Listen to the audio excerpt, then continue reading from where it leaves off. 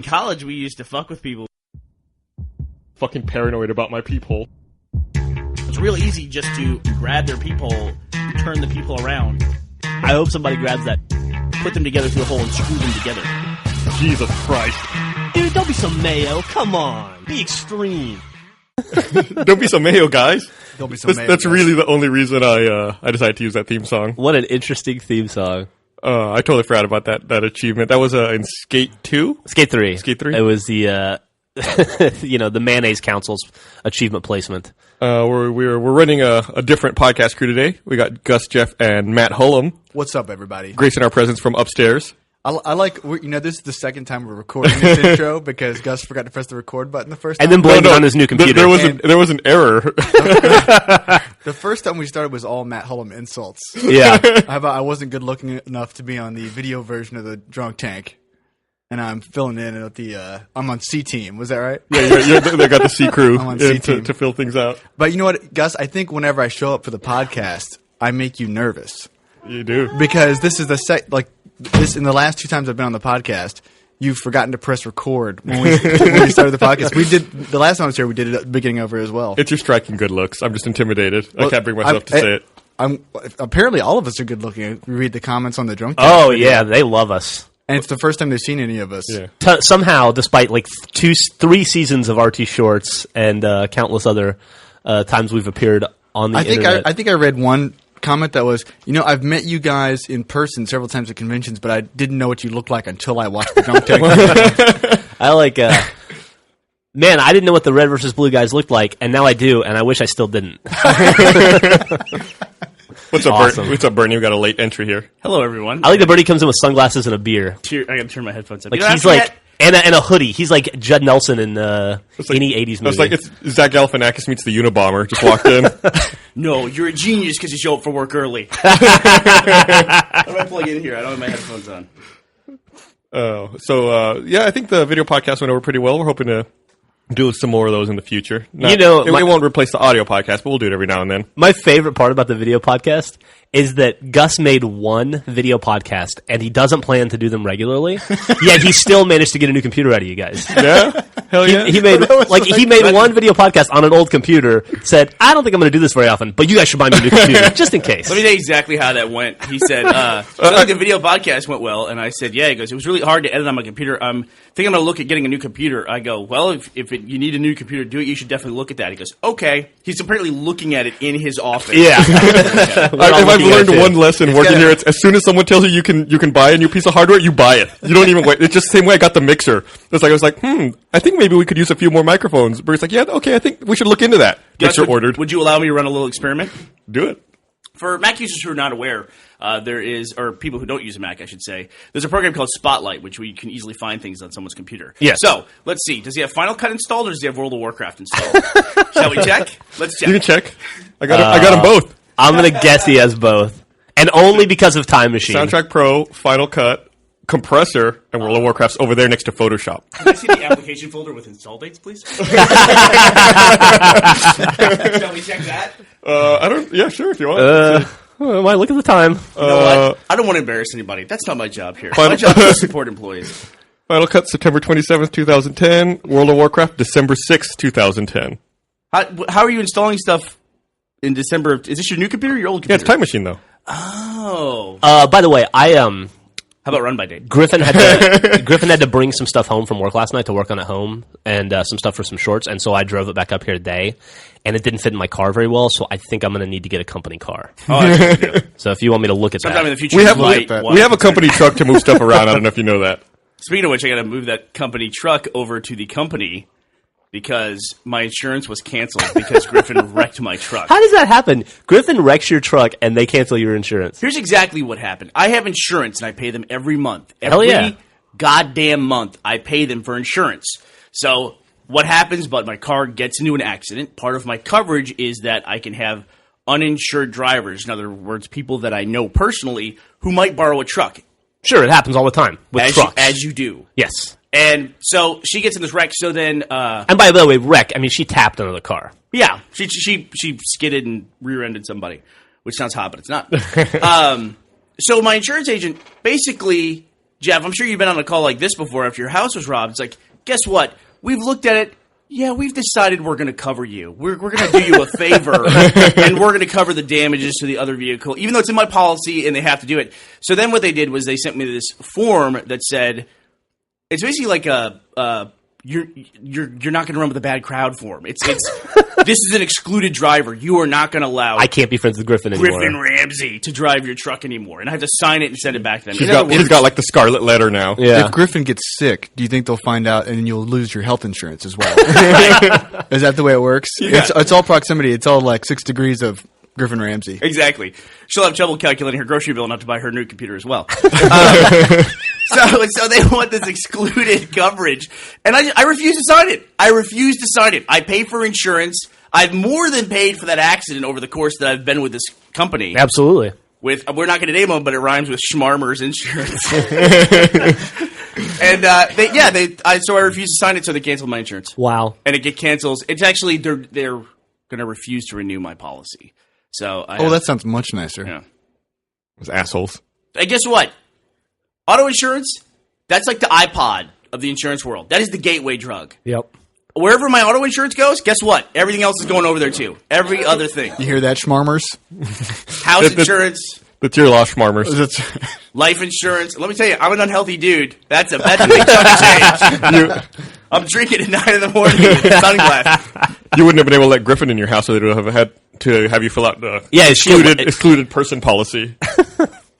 This person's a dangerous person. They might fall onto your stove. Do not allow in kitchen. Although, I should just keep that form around for whenever Griffin is cranky. And just like, look, I signed this form. I'm excluded from this. I have my trump card now. This is my get out of Griffin free card whenever I want it. Wish I could. Do you want it? Do you want a copy of it? Yeah. You just slide one under my door. That'd be awesome. So did you see the news today? I guess that Gore Verbinski was talking about the now on ice BioShock movie. Yes, he did. He said that I guess the studio wanted him to make a PG-13 movie, but he couldn't imagine making that movie for at any rating other than R. So they reached an impasse, and now the movie's just kind of dead. They also weren't happy with the $160 million budget, right? Yeah, that's a lot of money. God damn, man. Why is it so hard to get a decent budget for a video game movie? Because they all suck and they don't make any money. I guess so. Just attach That's Will Smith a good to reason, it. Yeah. Yeah. Just fuck. What? Are you trying to come up with a good video game movie, aren't you? I was trying to, but I can't. I almost said Men in Black, but it's a comic book. It's a comic book movie. And not a well-known comic book either. No, not at all. A very obscure one. What's your favorite, or what do you think is the best video game movie? Probably Tomb Raider. I think the most successful is probably the Resident Evil franchise now. Yeah, they make I think Tomb Raider 1 made the most money out of a video game movie, maybe, but I think it now costs less to produce a Resident Evil movie I think than they Resident make Evil game. I think they make Resident Evil movies for like $30 now. It seems like and like 15 of it is for TV commercials. Up to number 4, is that right? 4 or 5? 50% of it's machinima. They just take old PS1 footage of the original Resident Evil. See, now, if I was directing a video game movie and I was directing Resident Evil, I would never point the camera at the actors. I would have them, like, around the corner, just like Resident Evil. That's how the camera works in Resident Evil. Have the dude framed way far on the left and the implication of zombies off screen somewhere. It'd be 20 minutes of a door slowly opening. The audience like, oh, fuck. I hear it. It's way worse in my head than in real life. Anytime the projectionist has to change a reel, you just have them go to the door and have the door slowly open for 20 seconds. I don't know. What is a successful video game movie? I'm trying to think of even the last one I saw. I remember when we saw, was it the Doom movie? How much did Doom make? With The Rock?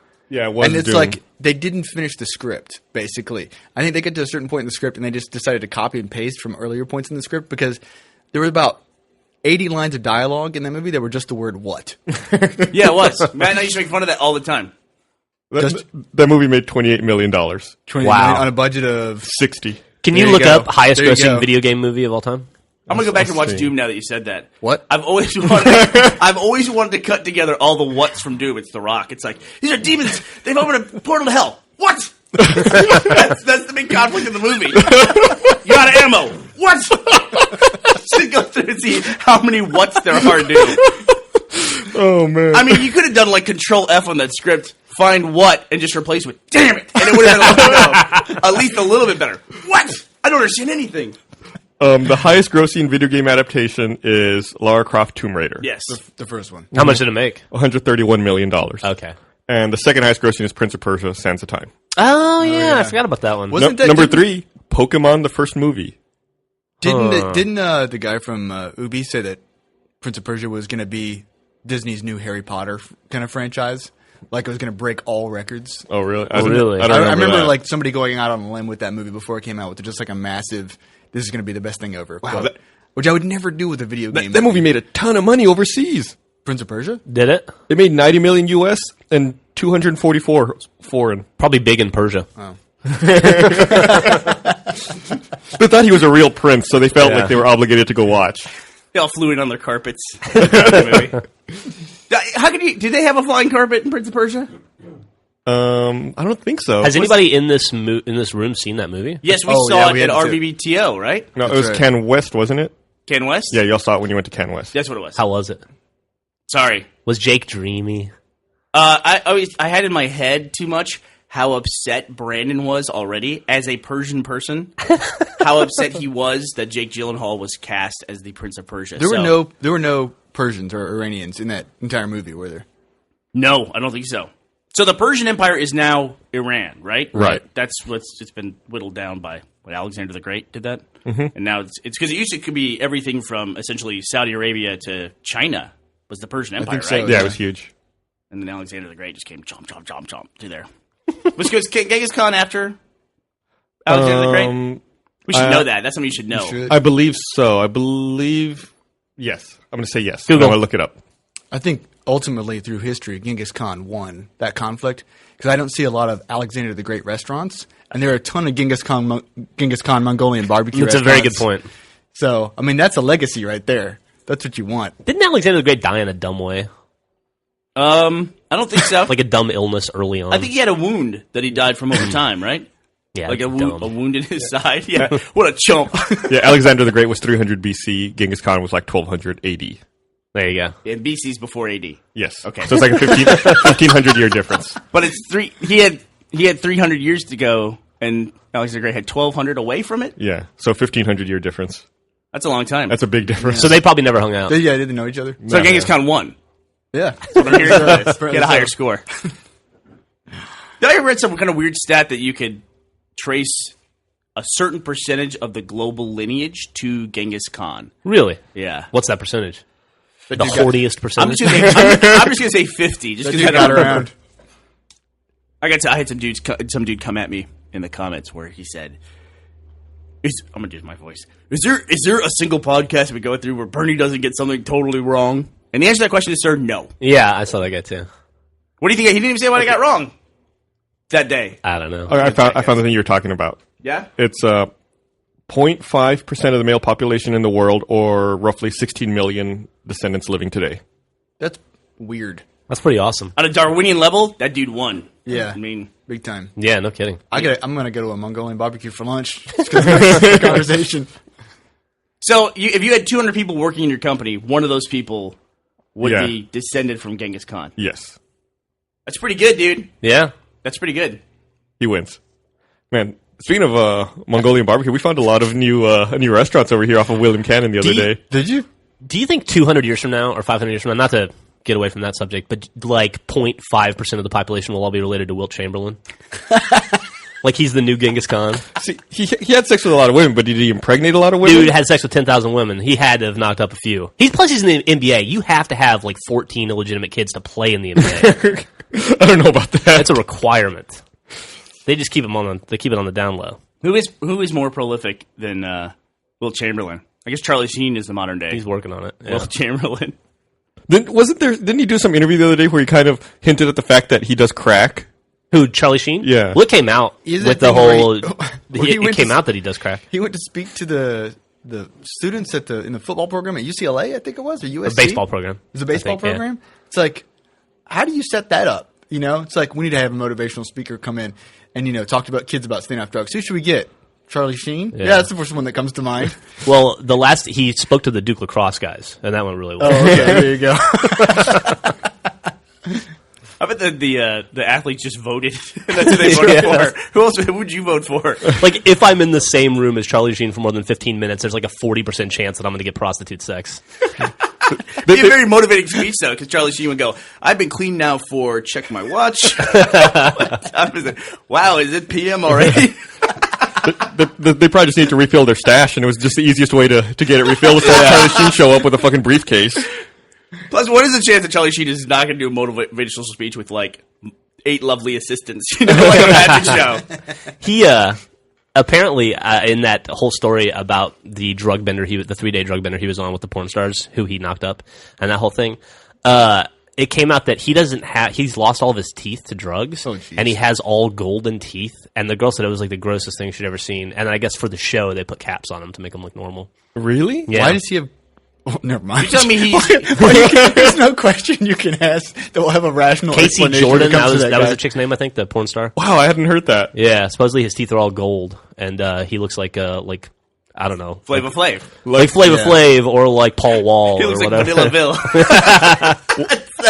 It's the white bread Sheen version. What was the James Bond villain? The guy was it Jaws. Yeah. Also, he's worth $385 million. I read. Good for him. Not bad. You can get a lot of cracking hookers with $385 Apparently, million. you can. Yeah, that's a whole boatload of money. That'll motivate you to succeed in life. That's interesting too, because like that dude, you would consider to be a pretty big film star, at least back in the day. I bet all that money came from his television show. I bet. You know, Well, what does he make per episode on that 2.5 Men show? he makes like a $2 million an episode or something, right? crazy. Yeah. Well, that's the crazy. thing. Is like, it seems like in Hollywood, you make all your money from just whatever your most recent project is. Yeah. It's like athletes. You hear what somebody made in the 80s, and at the time, I'm sure you're like, wow, Tom Selleck makes $40,000 an episode for let me do the math on that. Wow, he makes $800,000 a year playing Magnum PI. And then Charlie Sheen makes that in about 12 minutes on one episode now. Yeah. I was reading an article with Stallone not too long ago where he was talking about like all of his recent films, The Expendables. Dude, the and way Rambo. you said that, I imagined you and Stallone like in bed, like over, and you're like, look at this magazine, I was having sweetie. pillow talk with Stallone, and he was talking about how like he was almost broke, I'm almost broke. and how hard it was. How hard it was for him to make those movies.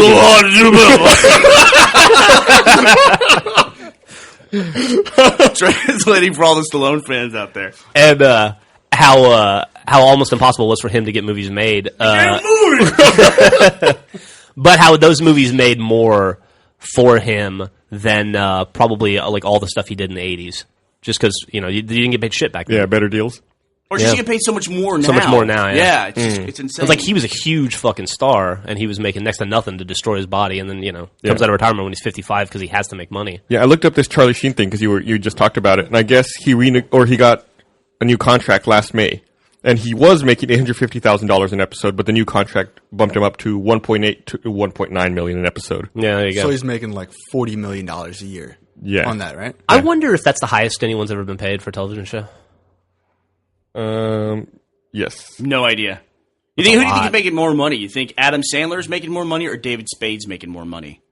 Is David Spade on TV right now? David Spade's been on like a show pretty much since he left SNL. He's on that Rules of Engagement, I think. I'm going to say that Sandler's making more money just because... People remember who Sandler is. Well, he produces every one of his films, too. Yeah. Take it easy over there. He's the executive producer on every movie he makes. I would say Sandler. They made a lot of money on Grown Ups, right? This is his most successful $160 movie. million. Yeah. He's got that other movie coming out. Oh, all I yeah, know is yeah. it's got Brooklyn Brooklyn Decker Decker in a bikini and her boobs are swaying all over the place. Oh, Yeah. you have jogged my memory. I think that's all they want you to know about Yeah, it. that's all I know about that. I don't even remember what it's called. And there might be kids in it. I think Jennifer Aniston might be in it. I Yeah, don't know. Jennifer Aniston's in it. Okay. Yeah, he made a kids movie too. He made that movie with Kerry Russell about those bedtime stories. Oh, Christmas yeah. kids movie. Yeah. Yeah. And he made that Click movie recently. Yeah. Basically, anything you see that. that's Happy Madison, that means if you see that production slate, that means Adam Sandler's making a lot of money. He also a made lot up. of his titles sound like they could be porn movies. Like Bedtime Stories sounds like one of those like softcore Cinemax kind of. It's like Red Shoe Diaries or something. He also made a boatload of money on The Water Boy. I mean, what is that? You know, He made a boatload of money on that Paul Blart movie too. Oh, he did the That mall- movie made like $150 million. Man, Yeah. they've got an impressive kind of like little troupe of. I mean, they just keep. How did pushing Kevin those James movies fall out. into that group? I don't know. Because because Sandler like surrounds himself with ex SNL casts Yeah. and the guys that he like came up with, And then Kevin James just fucking fell in the water. Maybe he convinced him. He was like, "Don't you remember? I was on there first. Yeah, right. I was with you guys. I was the mall cop." Well, you ever watch King of Queens? No, I never He's saw a it. funny dude. That's a funny show. The last movie they made kind of bombed, didn't it? The Dilemma. Did anybody go see that? The Dilemma? Wasn't that what's his name? James and Vince Vaughn. And Vince Oh, Vaughn? right, yeah, yeah. That was just like a couple weeks That's ago. a Ron right? Howard film. Oh, that's right. Yeah, 'cause Yeah. there's a lot of controversy about the gay joke. Or whatever. Yeah. Here's how my brain works.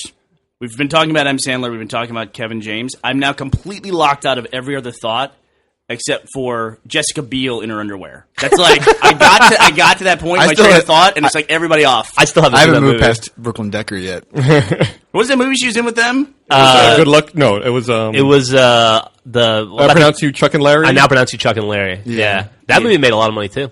Did it? Yeah, I think it made like a 90 million or 100 million. But back to Brooklyn Decker. Doesn't she live in Austin? I think I've heard that before. Is that true? Yeah, because she's married. Isn't she married to Andy Roddick? Oh, really? And he lives here. Speaking of famous people in Austin, So Brooklyn, come on by. We're close. Yeah, Matt. That's what's been missing from this equation all along between that's you and right. Brooklyn She Decker just is didn't know. proximity. She just didn't know that we were, down the street and we're, close by. Just come on down and see us. She had to be close. speaking of celebrities in and around Austin, did you see that Janine Lindenmulder got arrested in Hayes County? No shit. Recently? Yeah, it was like She 2 weeks ago. 2 weeks ago. She was coming, I guess, Was that we the- inherited Jesse James now because he bought a house when he was with Sandra Bullock.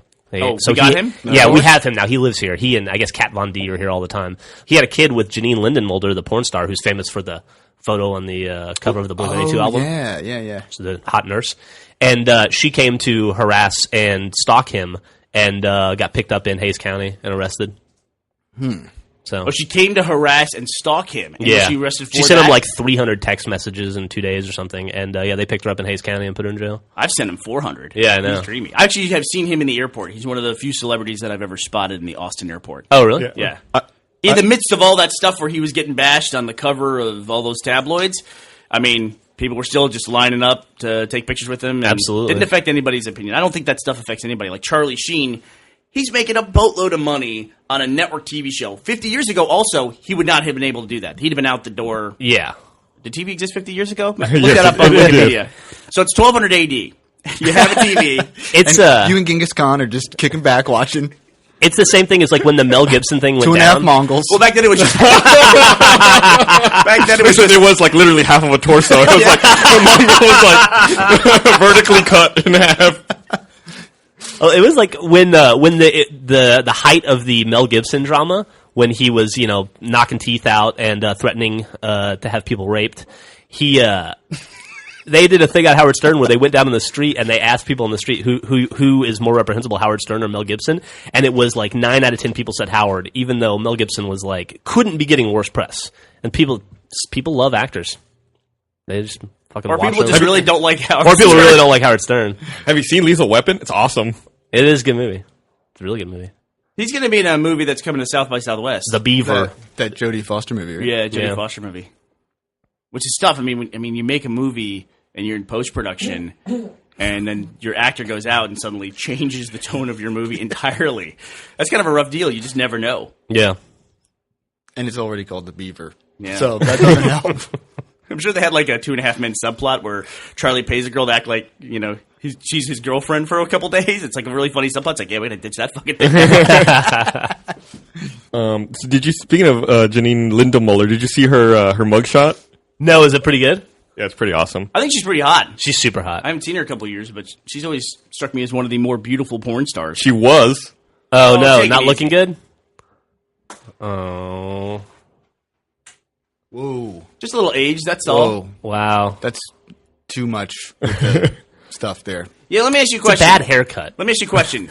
When you see an older person now, she's a little bit older, she has grayer hair now. When you see an older person with lots of tattoos, I'm talking to you, Jeff, does that scare the shit out of you? No, I don't give a shit. Yeah? No, I don't care. Because it seems like that ultimately that's the problem with tattoos is that as you get way older, like 50 and 60, I'm gonna look like a box of melted crayons. Yeah, it's fine. That's a good way to put it. What are you gonna do? Life's too short to give a shit about stuff. I guess so.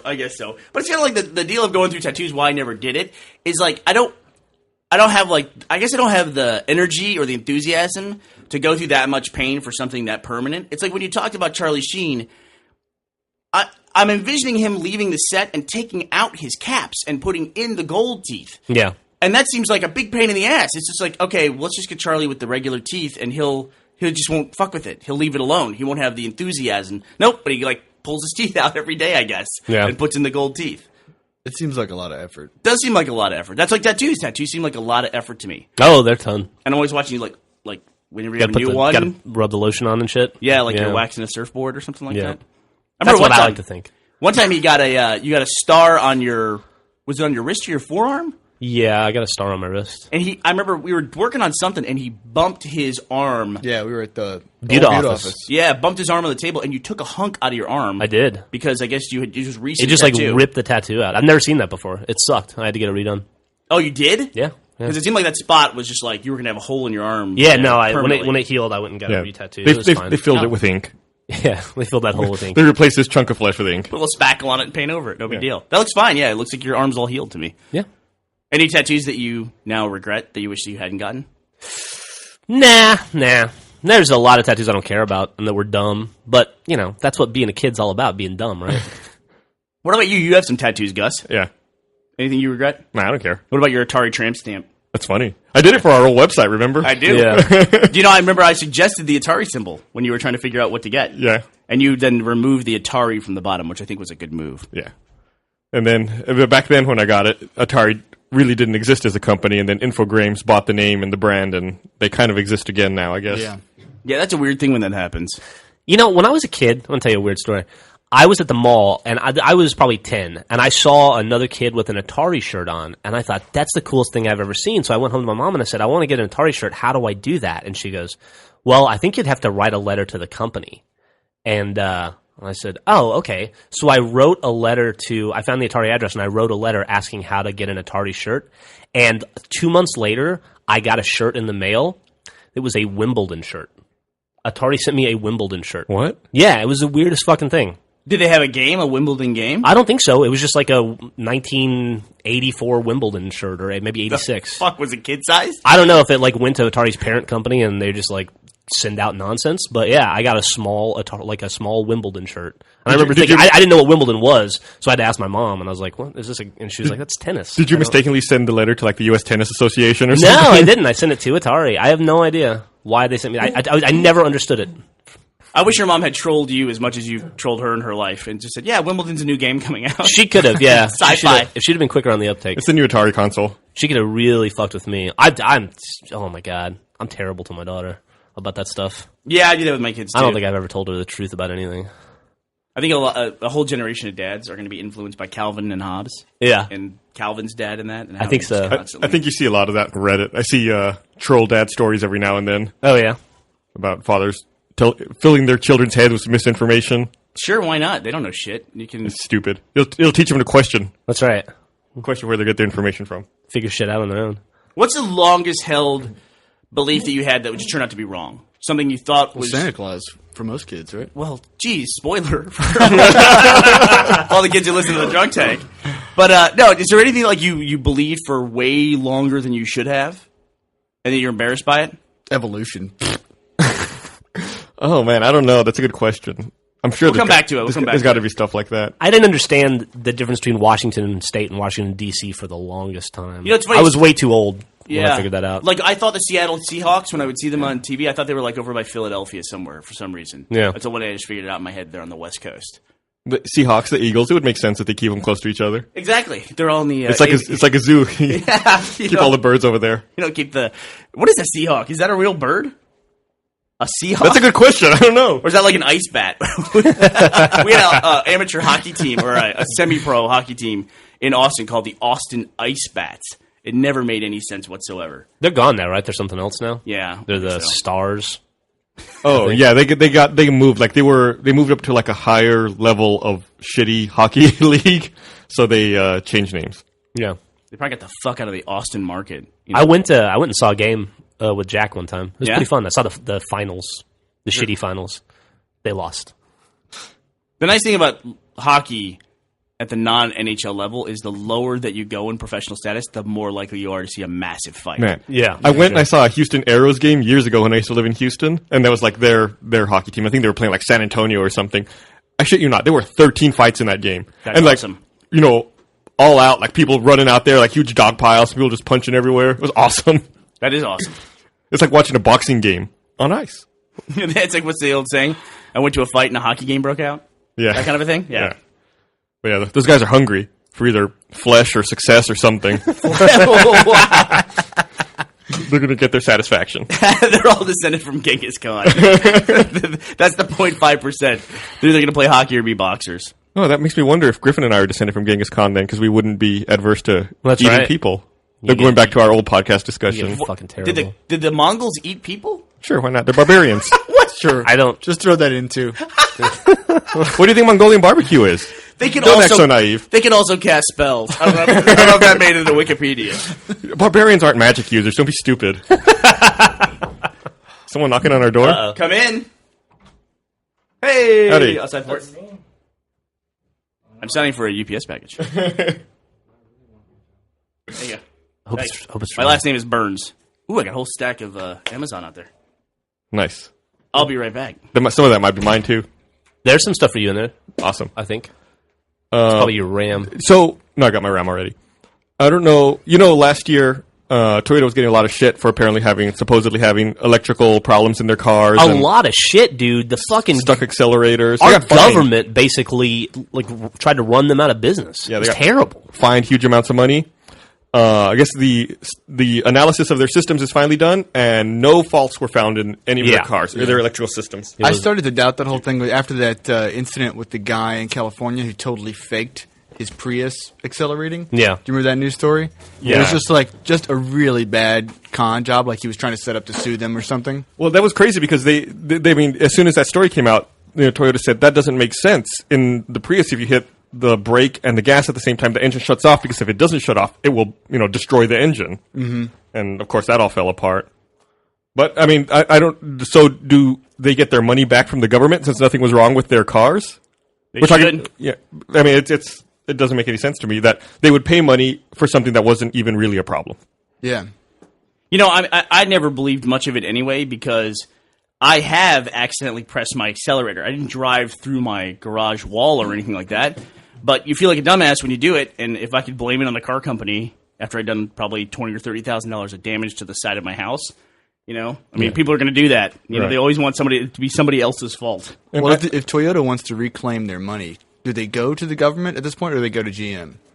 Where do they actually go? Yeah, where do they? Who signs the check? I think just get transferred. Although I say that, do you remember that horrible 911 call that came out during all that, where it was a 25-year vet that was really bad. Yeah, of the California Highway Patrol, and they were in a runaway car going down the freeway. Yeah, I guess what we should clarify. The finding was that there were no faults with the electrical systems in Toyota cars, but there still may have been problems with floor mats getting stuck on the accelerators or sticky accelerators. Right. I had a car one time that had the opposite problem, that it would not stay up at speed. Like, you'd be on the highway driving at 70 miles an hour and just pressing the accelerator, and all of a sudden it would just lose speed. Like, the drivetrain just stopped working or something, and we would have to just pull over and wait on the side of the road until it just decided to start working again. That's awful. That was really strange. It was just like, what kind of car was that? Would you have to wait? It was a Saturn, which I guess went out of business. Maybe it had a few other How problems. how long would you have to wait? It's like 5 minutes or something. It was totally random, and it would just, you'd be driving along at 70 miles an hour, and then you'd just be pressing the accelerator, and suddenly you'd see the needle going down to 50 and 40 and 30, and then you just have to pull over and wait. Did Saturn go out of business? Well, yeah, they were one of the brands that got shut down. With I the didn't know that. restructuring thing. There was talks that Penske was going to buy them, but I think that fell apart. Yeah, and we still have a Saturn, and when we go to have service done on it now, like just regular maintenance or whatever, it's really weird. It's really like you're like a second-class citizen, and you go to the dealership. They have signs. It's like, all the good cars here, and it's like, oh, that other junk that we got rid of. You guys come around the back. So don't let anybody see you. Where do you go for service? I've been going to. It's like now a Cadillac dealership essentially, but it was like a GM, just a general GM dealership up on 183. Matt was always the guy who. This is where Bernie's going to talk about how I'm very brand loyal. I always said he was part of the cult brand. So if there was a brand that wasn't about how good the car was, but just like some other level that they were layering on top of it. Like it means you're smarter or brighter than everybody else that you have this brand. And Saturn was one of those. He was a Saturn loyalist. He was also a Mac loyalist. And in the 90s, I thought, wow, this guy is using Macs all the time and driving a Saturn. Both these companies are going to be out of business in the next 2 years. And at least I was half right. Saturn went out of business, and now everybody that I know uses a Mac. I'm just waiting for Apple to make a car. Then I'm done. Somebody did a funny post online if Apple made bottled water. I saw that. It was pretty funny. They have the largest market cap of any tech company, right? Apple? Yeah, they're huge. They have the second largest market cap of any company, period. Only second to Exxon now. That's crazy. What's a market cap? Market capitalization, how much your company is worth based on the number of stocks. Yeah, stock price times number of stocks. It's like basically the price tag for the company. If you want to buy the entire company, the total valuation of the company. I saw an interesting article the other day that talked about profitability by employee, right? And how Valve. You guys saw that one? Valve's worth $2 to $4 billion, and that means with the amount of employees they have, that like each employee is worth like $8 million or generates $8 million in revenue. Yeah, and Apple was something like $6 million per employee. Yeah, I think. And Google was way less. Was it? I don't remember what it was, but apparently they're the company that makes the most per capita per employee. Does that make sense? Sure. Per employee. I think you can just say that. I like that kind of stat. Yeah, it's interesting. Cool. That's a very cool stat because it actually talks about the profitability of a company. Yeah, we're right behind Valve. We're so close. Yeah, like each one of our employees generates about $8 in revenue. It's pretty awesome. Literally, I mean, we have to empty our pockets on the table. It's revenue generating day. We put people on the skyjack and hold them upside down and empty their pockets out. All right, time to report Q4. Everybody bring your checkbooks to work. But the thing about Valve that I like is that there's a private company, so they're not a public company. Like the thing about, we talk about the market cap of Apple, it's still based on the price of the stock, which at the end of the day doesn't really have much to do with the company. I mean, it has a little bit, but it's crazy now because the actual market cap for Apple will swing based on how people react to their numbers. And they'll say, well, we had our most profitable quarter ever. And someone, they'll say, well, Wall Street will say, oh, well, we knew you would have the most profitable quarter ever, but it wasn't as profitable as we hoped it would be. You didn't trick us with extra profitability. Where the stock's going to go down. Yeah, and so then you can actually see the market cap of the company drop, Or they have a massive, big run, like let's say they have the iPad 2 and the iPhone 5 all in the same quarter, and then that quarter's over and everyone then starts to sell because they say, oh, well, the good quarter's behind us. Even though they've been the most profitable of all time, they're actually worth less at the end of that quarter. Yeah, they're always concerned with growth. Like, you're doing great now, what are you going to do in the future? Yeah, but even like, it's like future growth. It's not even like previous growth, like the growth you're going on through right now. It's like, well, what do you got 6 months from now? Yeah. I'm just imagining Joel listening to this podcast later and going, no, guys, you got it all wrong. Let me explain everything. Because Joel's like the guy who spends more time here than anybody else looking at the stock market and analyzing the financial industry and all that. I'm not listening to Joel anymore. Nope. I had a conversation with Joel the other day where he had a Netflix? No, he had a momentary weakness where I guess he had a loss that day or so. Who knows what happened? But he was like, sell everything and buy gold. Moved to the Montana. I had that conversation with him too. After 2 years of recession, and Joel going, "Listen, historically, it's all going to be okay. Just keep pumping money into the stock market. It's going to be fine. I'm telling you, it's going to work out well for you." All you ever hear from Joel Hart started every conversation over the last 2 years with historically. You know and then he had that one day, and he goes, "No, stock market's gone to hell. It's going to crash and burn. Nothing's going to be worth anything." But then the next day, he was back to his old way of, "Oh yeah, everything's fine." You know what makes me not trust the stock market? It's such a weird thing. It almost seems like a shell game in so many ways. Seems like a shell game. Yeah, I mean, like the New York Stock Exchange, right? Yeah. Where all these stocks are traded that we're talking about for the most part. Not talking about NASDAQ and the Tokyo, the Nikkei index and all that stuff. Nikkei, yeah. The New York Stock Exchange itself is a publicly traded company.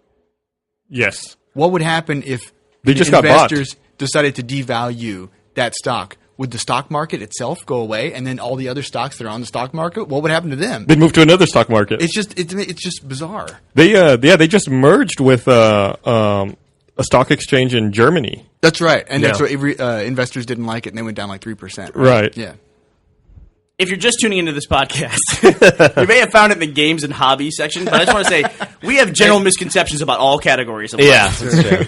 It's all we can be incorrect about all kinds of stuff. I think stock market qualifies as games and hobbies. Hey, speaking of, we're on the internet, so obviously we're experts. We had to go into the games and hobbies category because there's no dirt. They were the least amount of NPR podcasts in the games and hobbies section to beat us every week. What is the fucking deal with that? What is the deal with that? Because now we're like top rated in the games and hobbies section. Now, I hope the government fucking cuts funding for NPR. Oh, they're talking about it, kill too. those podcasts. Well, I feel like I'm paying taxes to have somebody compete with me. I know. That's what I'm saying. So it is taxes, right, Matt? I mean, you're a socialist. You spend on the Oh, I am. How does this work? How does NPR get their money? Well, through They only get a very small portion from the government, actually. they do those fund drives. the rest of it comes from listeners like you. That's right. And Girl Scout Listener-supported radio. I think we found out where all the Girl Scout cookie money is going. and they always have those bumpers too. The Something Duke Foundation, the MacArthur Foundation. The MacArthur Foundation, the Bill and Melinda Gates Foundation. Yep. Yeah. They're I think it's beggars. like They're like the dude with the sign, except somebody should the look this radio. up and see if I'm wrong, but I think it's like 95% private donations.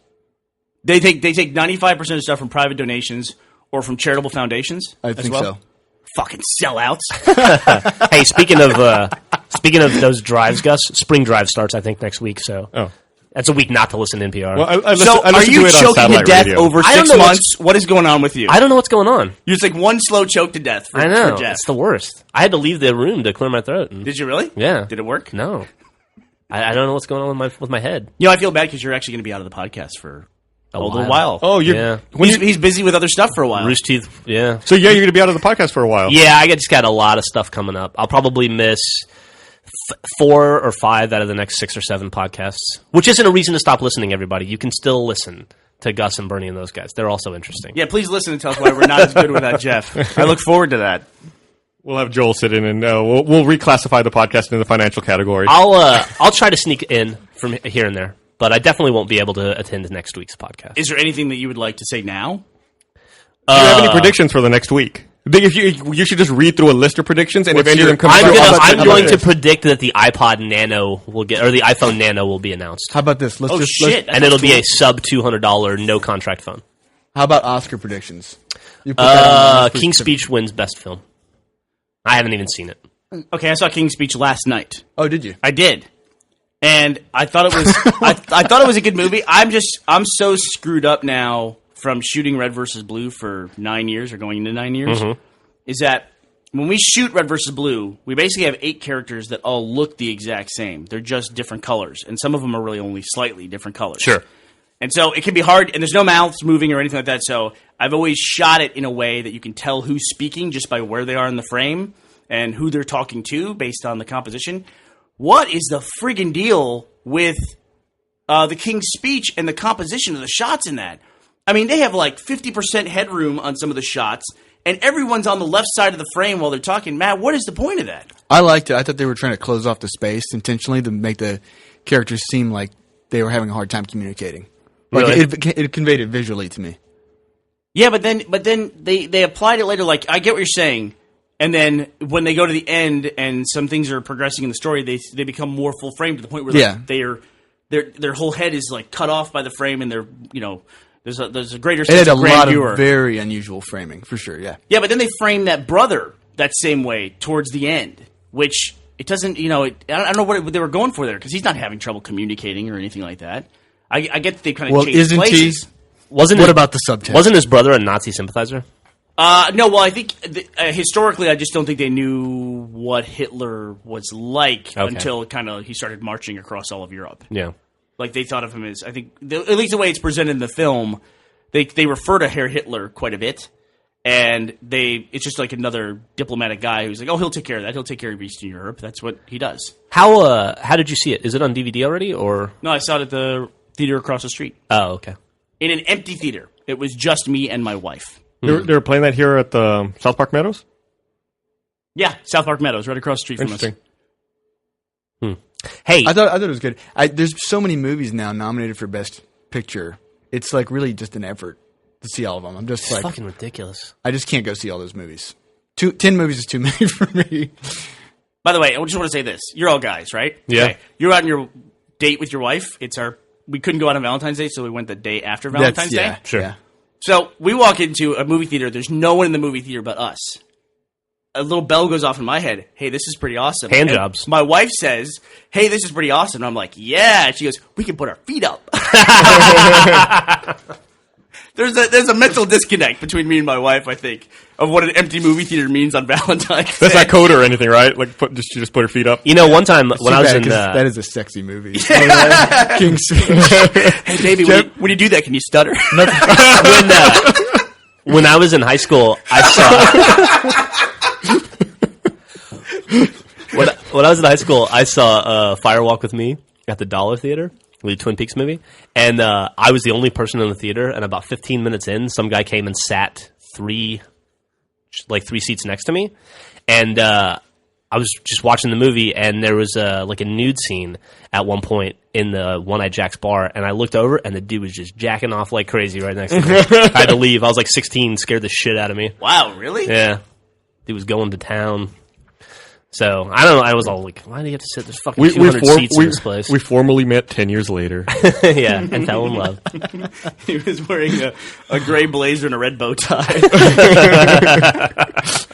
You know, Paul Rubens is going to be in town for South by Southwest. Oh, is he? Apparently that whole thing about this Pee Wee Herman was caught in an adult theater in a compromising position. And he swears to this day that it was a complete misunderstanding, that those cops just really fucked him over. Yeah, I heard him talking about that recently, and about how... Wouldn't you say that too? Yeah, I would. Just like the reporter who went and got checked out for a stroke, I would do the exact same thing. We haven't talked about that yet. It's not funny. She had a stroke. It's like, no, she didn't have a stroke. She went to the doctor under suspicion that she had a stroke and then went home that night. They don't let you walk out with a stroke. I'm pretty sure she had a seizure or something, though. She may have died from embarrassment. Oh, my God. We're waiting for the autopsy. You know, I wanted to try an experiment because there's a thing that can happen. I don't know if you guys have ever dealt with it before, where if you're listening to yourself in a monitor or an earpiece and you get out of sync with that, if that thing ends up like, half a second delayed or a second delayed and you're hearing your own echo, it can really kill your ability to talk, which is something It's really confusing. Yeah, it can happen. But this reporter that we're talking about, if you haven't seen it, she was reporting on the Grammys, and she just, within half a sentence, loses her ability to speak. It's called aphasia, I believe, right, Gus? Sure. Yes. Yeah. Anyway, it's a common symptom of a stroke is if you have a stroke in a speech center in your brain, suddenly you can't make any sense whatsoever. Well, it's not that she couldn't speak. She couldn't make words. She was making noise. And she may have been communicating in a language that's been dead to us for thousands of years. Might have been Esperanto. But no, but she was talking, she was saying words, they just didn't make any sense. I don't know. It was something. It was like nonsense. It was like something out of a horror movie. It's just like some demon possessed her. And I notice nobody's making any jokes. Because if we make any jokes about this, we're going to get a lot of hate mail. I just want to point out something, though. Okay. What she said, what she did was funny. She made funny sounds with her mouth. Yeah, she did. She did that. In that moment, that was funny, and a lot of people found it funny. Then she thought, oh, she had a stroke. This is totally inappropriate.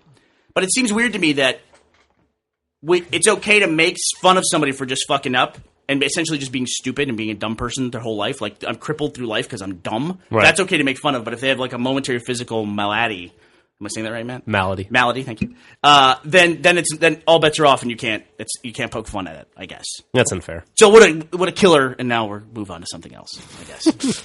But I did actually find you could post this in a link dump. I could find an instance where that had happened before. Oh, really? Yeah, there was a reporter. There's a newscaster who literally almost the exact same thing. She's reporting on like election results in Pennsylvania and Ohio, and she gets to the word Ohio, and then pop, she can't talk anymore. And really? She goes on for like a sentence and a half. And apparently she had a history of seizures where she had like this little tremor in her brain essentially, and it just killed her ability to speak for 30, 40 seconds. Yeah, you gotta send that to me. I'm gonna cause some link dump damage to Gus here. What's the funniest news reporter clip you've ever seen? I think it's the old dude arguing with the anchor when he's doing the on the spot interview. That's a pretty good one that they made like 17 SNL skits after. Yeah. I like the Russian lady who passes out in the middle of her spiel, and then the set falls on her. That's a good one. And then the guy looks over at her and just keeps reporting. I found that video. It took me forever to find that video after this thing with this woman at the Grammys. Oh, really? Because you and I saw that back in like A long time ago. 2001 or something. Yeah, that's an old video. back when we used to watch stuff on Hardcore TV on IGN's forums. You know where I found the video? Where? E-Bombs World. Oh, there you go. Yeah, that was the only place that I could find it. You got to get in a time machine on the internet to see old videos. No, I went to E-Bombs World, and then I had to go take a shower, like a 40-minute hot shower. Another good news one is the woman stomping the grapes. Yeah. Oh, that's falls like out. so great. See, that's a good example. That woman is hurt. It's clear. You know in the video when you're watching it. You know she's hurt. She can't breathe. She's got her wind knocked out of her. You know? I guess that's okay to laugh at. Hell yeah, it is, because she's a cheater. She was cheating. That fucking cheater. Here, look up on YouTube. Get. Look up newscaster seizure. Oh, man. I'm only going to find this woman from the Grammys. No, you'll find this one woman. Her name is, I think, Sarah Clarkson, I want to say. She's in Wisconsin. Is there any way you can play that audio over this? Yeah, if I find it. Should be the top link if you look up newscaster seizure. Newscaster, one word or two words? One word. All right, newscaster, Spanish newscasters? Like spellcaster, but with news. Newscaster seizure. Look up reporter seizure. Matt and Jeff, talk amongst yourself. So, what are you working on this week, Matt? This one. Right there. Just my coffee intake. I noticed that you guys are filming, like, now we're perennially filming, like, He's got the shorts audio. at once. Guys, he's got the audio here. Is the latest state, including Iowa, Kansas, Maine, Ohio, and Wyoming, to join Florida suit. The states claiming the exorcist saw unto Sracho and play free risk by health or assist. She's dying. The brain is a crazy, crazy thing. What is the hardest you've ever laughed at something you've actually found out hurt somebody pretty badly later? I got to admit, I laughed pretty hard at that Grammy thing because I thought it was just a very pretty woman. It seems like she screwing up. just got super nervous all of a sudden. Right. It doesn't seem like there's any kind of problem with her. Which is totally relatable. Yeah. Maybe the lady in the squashing the grapes again. When Jack got robbed the second time, I very quietly laughed for about 4 days. He was so mad. Yeah, it was. Well, now you've been robbed twice, too. Yeah, the joke's on me. Yeah, so it comes around to karma. I also laughed at that. I don't think you did. I can't believe all my stuff's gone. Yay. Yeah. Who do you think will be robbed again, you or Jack, first? I don't know. Do you feel like a competition? I feel pretty safe. I've taken steps to ensure. I got a moat. I got flamethrowers. He put a shotgun behind his front door tied to fishing line, so if you open the door... That is so weird you said that because that's exactly what I was thinking about. What is that? Did we pick that up somewhere? I don't know. That's the first thing I would do. I got the This world's seems like scariest fucking dog. Seems like a Looney Tunes thing. Duct tape a shotgun to a chair, Yeah. and then tie it to the door handle. I don't even know how it would work, but it'd be awesome. Yeah. Did I ever tell you about the time that I really pissed off one of my buddies in college? We lived together. It was like we lived in a big house, and I was in a fraternity. And one of the guys in the fraternity was a Jewish guy, and he would just, you just rib each other, you give each other shit in college about stuff. And just gonna sound like it's my excuse of making fun of Jewish people, but that's not what it is at all. He went off to a final because he had been studying for this final all night, and so I went in and I went down to Longhorn Copies on the drag, and I got their empty waste sack from their industrial hole puncher. So I got about 3 trash bags full of white hole punches, the little dots. Okay. And I put those in mounds all over his room. And I went through the house and I got everyone's fans, everyone's just, room fans that they had, because this was an unair-conditioned fraternity house. And I put all the fans pointing at the little mounds of industrial hole punches everywhere, and then I strung up Christmas lights all over, and then somebody had a record player, and so I had a record player plugged in as well with a little mini Christmas tree on it, all plugged into one power strip, and then I had the power strip turned on, but unplugged, and then I spliced a switch into an extension cord, plugged into that, and connected that to his door. And I also had a tape player, which was on play, queued up to Santa Claus is coming to town, to the moment where it says, you better not pout, you better not cry. And then they said, I was upstairs when it happened, they said he opened his door, all these came on, all this white shit blows out of his room onto him, and the tape came on like, you better not pout, you better not cry. He went fucking ballistic. He went crazy. He went really crazy. And he took a knife and cut all the power cords to everybody's fans. That's how mad he was about it. That's funny. It was like one of the greatest pranks of all time, which I think is like a compliment if you go out of your way to prank somebody like that. He did not see it that way. I used to do this thing to my roommates when I was in the Army where, you know those little boxes you could get, you probably still buy them, that have like a loop on it and you pull the loop out and it's like a little pin and then it makes the loudest noise ever. It's for like women who, in case they get, somebody's going to try and rape them. Yeah. They pull it and then like half of the planet comes to save you. I used to take those and tape it to the top of their door. Oh my God. And put the pin on a hook. And so when they'd open the door, it'd pop the pin out. The pin would go flying in the room somewhere. And it'd be dark. It'd be 2 a.m. And the noise is deafening and you can't be in the room with it. And the batteries will last forever. And so you have like, my roommates would always have their, like, rolling around on the ground with their hands covering their ears, like trying to find the fucking pin or anything that they can put in that. So if anybody wants to try that, it's smash them and get the battery out of it. Works great. You are an evil bad person. I used to do it about 3 times a week. Oh my God. Once you get something that never gets old. Yeah, no, it never gets old. I remember we had that achievement race that I put those things in your house. Oh, yeah. That would chirp every 5 minutes. They'd make like a chirpers? random beeping noise. Mm-hmm. My wife cannot hear one of those chirps. Like, really? I know it's cycled through a few different kinds, and there's one of them that she cannot hear. Like, it's super annoying to me, and she's like, what? Is it on? That's like the thing that they use to keep teenagers away. Right. You know? Called the mosquito. Yeah. It was like adults can't hear that noise that it makes. Do you guys know what I'm talking about? Yeah. It's at the frequency before your ears get jaded. I think it's when you're the most jaded. Yeah. It's like your ears are like, I can't listen to that. I have a mortgage to pay. But only kids can hear it, so they play it outside of convenience stores or wherever kids hang out, teenagers hang out. Getting back to the break-in stuff, I really feel bad for the person that tries to break into my house now, though. In about a year, when my dog is fully grown, it's going to destroy somebody. Yeah? I got this special dog. I don't know if we talked about it on the podcast. I got a Neapolitan Mastiff. Yeah, we've talked about it. It's a war dog. And they don't bark. If they sense somebody breaking in, they sneak up on you. Really? Yeah. It's bred into them. They were like Napoleon used them in battle, and they won't make any noise at all. They're very quiet, and they'll come up and they'll attack you from behind. And the dog is all head. She's about 160 pounds. I'm disappointed that the name comes from Napoleon because I was really hoping it was like chocolate, vanilla, strawberry color. Oh yeah, they used to do this thing. They'll do that eventually. Yeah, don't worry. But we'll get her tattooed. They also used to do this thing where they would stick spikes on the back of the dog and train them to run under horses, and then eviscerate the horses.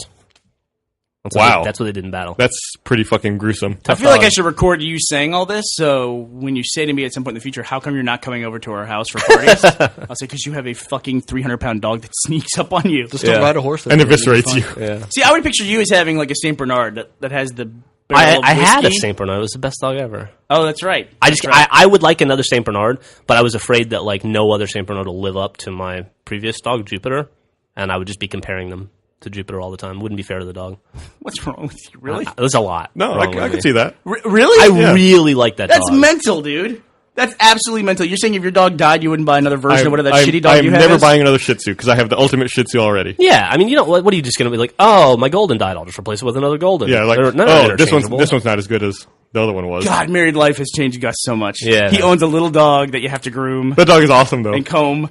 What the hell happened? You know when I do not have to groom and comb that dog. Someone grooms and combs that dog, but it sure as hell isn't me. Yeah, you're just at work all day. While she's at home grooming and combing the dog. No, you know how I knew what was the moment when Gus was transitioning from angry single Gus to angry married Gus? What was that moment for you? I have a very clear moment in my head. Man, I can't wait to hear this. Okay, we were in the Buda office because you had met your wife, and I don't know if you were engaged at the time, but you were going to be married. And Gus shows up at work one day. Oh, right. And I was married. He has a little Tupperware container that I didn't even know existed. It's like the size of... It's a tiny, like, thimble, Tupperware size. And he opens it up, and he's eating gummy bears out of it. I'm like, what the fuck is that? He goes, oh, my wife... And he, like, shows me he's got a few of them. My wife wants to make sure I have snacks at work, so she packs me these snacks. Holy shit. Organized Tupperware things. How did I miss that? You were sat right next to me. I gave you some. Yeah, you ate some out of there. Man, I must have blocked it for our friendship's sake. You loved it. Shut the fuck up. I have no memory of that at all. It was like a fourth of a cup size, little Tupperware thing. It was you awesome. take the Tupperware home with you so that she could refill it with snacks. Yeah, you weren't complaining when you were eating gummy bears. I eat gummy bears with a handful. I don't have time to mess with the little Tupperware container. I think one of the only memories I have of the Buda office is I was trying to eat healthy back then at one point, and I went to Whole Foods and I bought like an $18 little container. It was a big container of trail mix because I thought I could snack on that and be healthy. And I bought it. I had like a handful, stuck it in my desk, went home for the day, came back to work the next day, and went in to get some, and the container was gone. And then so I started looking around the office for it, and I found it empty on Bernie's desk. He ate like 14 pounds of trail mix in one evening. It's awesome. It was a very long trail that evening. It's and the next day. It must have been like 6,000 calories of trail mix. I don't know how you did it. It's easy. You ate like a couple boxes of Fig Newtons once. I remember that. I have stick-to-itiveness. I have fortitude. I've also heard but not seen Bernie fall asleep while eating a package of gummy bears, which is a pretty neat trick. Yeah. When we were in Seattle and staying, we didn't have a hotel room for some. We couldn't get enough hotel rooms. They were all booked up for some reason, and it was me, Joel, and Bernie had to sleep in the same room. And Joel was like, "We gotta get back to the hotel." I'm like, "What's the hurry?" He's like, "I gotta fall asleep before Bernie does." He's really bad if Bernie falls asleep first. I'm like, "What are you talking about?" He's like, I just gotta get back there. I gotta get back there right now. So we get to the hotel, and it's like all three of us at the same time, of course. And then Bernie starts, going through the mini bar, finding where we can get this huge package of gummy bears that was probably like $60, knowing the mini bar prices. And we, turn the lights, everybody's going to sleep, and I can hear Joel sighing from the bed, like he's so angry that he knows he's not going to get to sleep, and Bernie's going to be snoring and keep him up for the next 4 hours. He's just over there like that, and then Bernie is eating gummy bears. You can hear the crinkling of the package. It's just like crinkling. It goes straight from crinkling to snoring without missing a beat. It's like, I don't know how you did it. It's like an episode of Always Sunny. And so basically, I think I was up the latest because I was just laughing at the snoring, and then it would be, and then you'd hear Joel go. I do have a superpower though, which is I can fall asleep anywhere. Like when I was falling asleep there, I was sleeping on the floor in the corner. Yeah. Like I will sleep anywhere; it doesn't matter. If we're in a situation like that, I'll say, just give me a pillow. I'll sleep on the floor. I could care less. Yeah, last time Gavin was here, didn't you test that? That's right. Yeah, he would randomly come up to you and ask you to fall asleep somewhere, and you'd fall asleep like in the recording closet at the office. Yeah, he did. He said, "Go to sleep." He didn't believe me, and so we were working on season 7 of Red vs. Blue, and it was 1:00, I think, on a Tuesday, and he said, "Go to sleep right now. I'll work on the scene. Go to sleep right now." He issued the challenge. I was asleep within 4.5 minutes. It's one of those things where I'd say we should test this with time-lapse photography to see how long it takes you, but it's you don't even need that. I mean, it's just you press record on the video camera, and it's yeah, he'd be asleep before you got set up. Yeah. I go sleep right now. I'm that close to the edge. Let me get you some gummy bears, and then you go ahead. Snooze. Yeah, I think my wife has trouble falling asleep, and I've never had that issue of having trouble falling asleep. I don't understand the process. You put your head in a pillow, you close your eyes, you're asleep in 45 seconds. That's the way it works to me. Yeah, I can also fall asleep pretty easily. When I was younger, I had trouble falling asleep, but I love it. It's the best thing in the world. I feel like you can just... when I fall asleep, I don't know how it works for you, I feel like I just turn my brain off. I just stop thinking. Yeah. It's like, that's it. Time to go to sleep. Huh. Close eyes, fall asleep. Every now and then I might... Not you, Jeff? Fuck no, dude. Every now and then I might have insomnia or not be able to sleep for a day or two, but I that's no big had deal. daily insomnia from the day I joined the Army until pretty much the day I got divorced. And I just assumed that I was a person with insomnia. But as soon as my first wife and I got separated, I started sleeping like a baby, and I've never had a problem since. You know what? Turns out... If I was in the Army playing pranks on people with those rape whistle alarm things, I would be a very light sleeper, too, and try to avoid sleeping as much as possible. We did a lot of bad stuff to each other in the Army. That's probably why I had trouble early on, because you didn't want to go to sleep. You didn't want to be any of the first 20 people. How many people are you're in a huge bunk room or something, right? How many people are in there? 60. 60. God damn, dude. The first person that goes to sleep, the next day, they wake up with a Polaroid picture of somebody's dick in their mouth the next day. That used to happen so often. You'd be like... What do they do now without Polaroid cameras? Is it all digital cameras? I don't know. Just a printout. It's like they put it on your Facebook page? Is that the main reason they're changing the don't ask, don't tell policy? It might be, dude. We need have more dick and mouth pranks. You'd be that with the complete abandon. We don't want anybody to get it. You'd be waking up in the morning, putting your socks on or whatever, and you just hear somebody go, "Motherfucker! God damn it! Not again!" and some dude would be just like standing there with looking at a picture of a dick in his mouth. Good Lord. Oh man. Oh man, he used to have it constantly. You know, I earlier said that I was in a fraternity in college, and I was. I never dealt with anything like that. I never dealt with any hazing, any weird stuff like that. Nothing like your stories from the Army of stuff you had to deal with. You know, just random anti-Semitic pranks that we play at each other from time to time. And when I was in high school, I was in theater, which is a weird thing to go from the theater group in high school to in a fraternity in college. But the hazing in that group was way worse, way in the theater group. Yeah, we had the Thespian Society, and when the pledges would come in, I mean, they were brutal. I mean, these are freshmen in high school, and it was the end of the year, and they were fucking brutal to them. But not just because maybe you didn't get hazed that much in your frat, but I know there were some other guys in there that were hazing each other pretty badly. Like there was. I think one of your guys, his main prank that he pulled on people was just to piss in their bed while they were gone. Right? We would fuck with people. Oh I mean, my there's no God. question. You play pranks or screw with people. Absolutely. The best thing you do is play a prank on somebody, and then blame it on somebody else, and they get the retaliation going in the wrong direction. That was the best. We had a beach party where we filled the whole first floor with sand, and then here's the thing: the pledges set up the parties and cleaned up the parties, but as a guy, I could see this is a good value because I'll set up a party. It was a blast. I got to know everybody. And then I never had to set up or clean up from another party for 3.5 years after that. Or in my case, 6.5 years after that. Not a single party. So that makes sense to me. So in that sense, it was hazing where the pledges had to do all the work. We had to clean the house, and we had to set up and break down the parties. But that's just to me an investment, and that was no big deal. But the pledges were cleaning up, and I was talking with the pledges and drinking while they're shoveling sand out from the beach party. And I said, let me see one of your shovels. I filled one of my buddy's rooms up with sand. The guy, he's a doctor now. I filled his room like 2 inches deep in sand.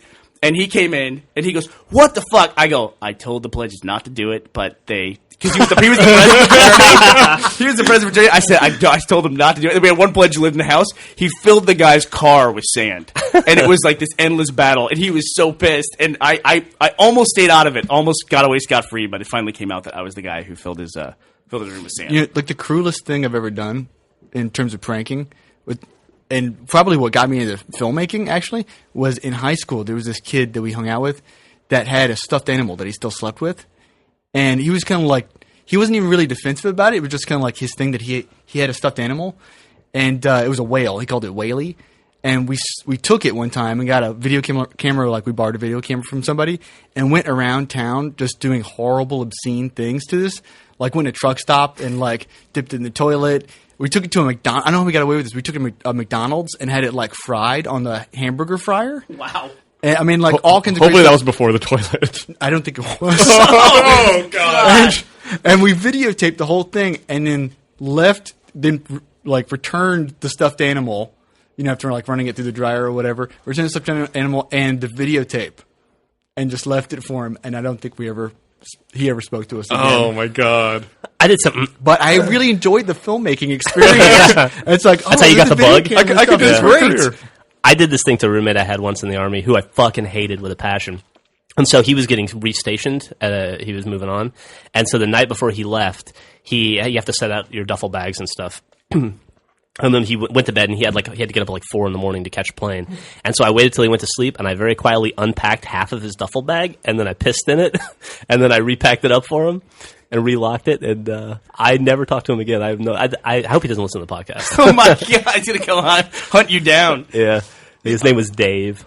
I fucking hated him. He was such a little cocksucker. Wow, so that wasn't even a prank. You were just fucking with a guy. Yeah, no, I just fucking with him. I've actually given up on some of my pranking stuff. I used to be much more. I noticed the We don't really do it brand in the and the office. 2.0 crowd. They're big into pranking. They use that Gus thing, the Gus cutout that we have, and they're constantly setting that up to scare people. Matt would fucking prank me when he'd rewire my setup every 20 minutes for no reason whatsoever. Every time we had an interview, I'd go to show. You know, MTV News came to see how we shoot machinima. Just trying to keep you on your toes, God, baby. that was the worst. Like, that dude, what was that guy's name? Sway. And be like, I'm really sorry, Sway. It usually works. Give us just an hour to figure out. Yeah, troubleshoot our trace setup. I swear we made a video yesterday. God. Do you guys remember the awful conversation that Sway got in with the coffee shop worker down below? Oh, my God. Remember that? The lady was trying to... Yeah, I was like, there. It was like... lady. I don't know if you guys remember Sway, but he's like... he's a black guy with like kind of like dreadlocks. Big head. And he had big head, and he had what do you call like the Like a Rastafarian Rastafarian hat. kind of hat? That's Yeah. like, you know, and we're in small town Buda, you know, and she's very nice, but the white lady who was behind the counter at the coffee shop was trying to make conversation with Yeah. him on his level, and it's like he's kind of like a, you know, kind of cool hip dude from New York, and it's like it was just like was not happening, and she just kept pulling out stuff like, I like your hat. It's very colorful. You people have the nicest hats. Yeah, you're very colorful. I don't mean that like you're a colored person, but you're Oh, my colorful. God. I mean, you know what I'm saying, right? And I love the hair. How do you do that? You know, I mean, it's like really just it just got worse and worse. I imagine that there's really no more embarrassing, offensive situation than when you're a minority with a white person trying to show you how they're not racist. Yeah. Yeah. I actually do you remember apologized to him outside. He told another story. No, it was either him or No, Caduce. Was it Caduce? No, Yeah. it was Sway. Sway. God, did they come twice? I guess. Yeah. Anyway, that Caduce guy was funny. I wonder what we should look him up and see what he's doing now. But after he got the coffee and was like, had to have this horrible conversation with this woman who was trying to show him how enlightened she was. Yeah. And then basically embarrassing the shit out of him, and he just shook his head and took his coffee. Our office in Buda was really just an apartment that was over some retail shops. And there were 3 other apartments there that looked just like ours. So he just went to walk back up to our office, then walked in the wrong door that looked just like ours and walked straight into someone's apartment. And he said he walked in, and there's this white lady in her kitchen looking back at his eye. He said she was fully clothed, but she covered her breasts and her vag and goes, he walked in on her in the shower. She covers herself up, and he's like, "Oh no!" And he walked out. He's like, "Man, I gotta get out of this now." Oh, that's awesome. Do you remember that dude? Poor guy. Poor guy, dude. That poor guy. He'll probably never go back to Texas his whole life. Oh my now. god! Do you remember that dude? That dude Caduce. You were saying he was a funny guy. The thing that was interesting about him, we were talking to him, and he was about to leave MTV. This was one of the last gigs he was doing. Yeah. Before he left as a VJ, and we were asking him why he was going to leave, and because he turned 25. Oh, that's right. Yeah, I had forgotten about He that. was like, "Yeah, man, I'm 25. I got to go." He was at the end of his contract, yeah, and it was just like a like, Logan's "I'm too Run old." thing. Yeah. He's like, gotta get out. And we were like, "How the fuck does that movie review guy still get to be on the show if you have to leave when you're 25?" Who, Kurt Loder? And he was like talking about not Kurt Loder, the other dude, Chris Connolly. Is that his Both name? of them are old guys. There was a bunch yeah. of there was several old guys. And on he there. was talking about how that was the like unhappiest dude on the planet. This is all hearsay, by the way. This is all going to be cut. Maybe not. But it was Allegedly. From him, I definitely got a Logan's Run feeling from Yeah. MTV. That Yeah. once you hit a certain age in MTV, it's just accepted that your gem in your palm turns clear and get the fuck out. Thanks for coming. We're gonna grind you up into a blood paste for Kurt Loder to drink, and that's the circle of life at MTV. Well, before we go too long, we should start thinking about wrapping things up. I know we can never wrap things up when I say that we should. Well, now I want to wrap it up just because you said we have to talk about more stuff. But one thing that I do want to mention before we wrap up is we wanted to talk about something we're doing in May. Oh yeah, absolutely. So we're ready to talk about it? Yeah, we are. We've done a lot of community events like RBTO and Can West for the past few years. Philly and South Carolina. Yeah, There's a million of them. All those guys, and we thought that it was time for us to start one. So this May, what holiday is that? Memorial Day? Memorial Day. Memorial Day weekend, which is, I believe, May 27th, 28th, and 29th, we're going to have a community fan event here in Austin. Yep, it's going to be. It's going to be a small event, What are you going to call it? Rooster Texas? RTX? something like that. Gus, you and Griffin have been working on this behind the scenes for almost a year now, right? Not that long. A couple months. Six, 7 months. Yeah. Well, Yeah. last year we had another event at the Alamo to premiere the first few episodes of Season 8, and that Yeah. went really well. We had people coming down from all over just to go to that Alamo screening. Yeah. And we have a guy from Michigan that Yeah, came we down. did.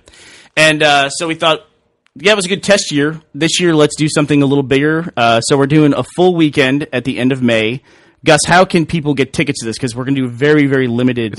Very limited. We're just going to sell them through our store. Okay. And we're going to open it up to sponsors first. We're going to work all that out, and hopefully we'll have those in the store. Not today, but soon. It's going to be a pretty limited engagement too, right? Yes. Like we're going to cap it Do you know what the attendance will be? It'll be about 200 people. About 200. Yeah, Okay. there's a possibility that we may be able to extend a screening part of it to a slightly bigger audience, but then we have a whole weekend of events planned. Yes. Three-legged race. Tours of the office are on the table right now Yep. for the group, and then the big thing that we want to do is we're going to take the 250 people and we're going to 200 people. 200 people. We're going to figure out a way to include them as part of a Rooster Teeth Productions, most likely a Yes. Rooster Teeth short. Yes.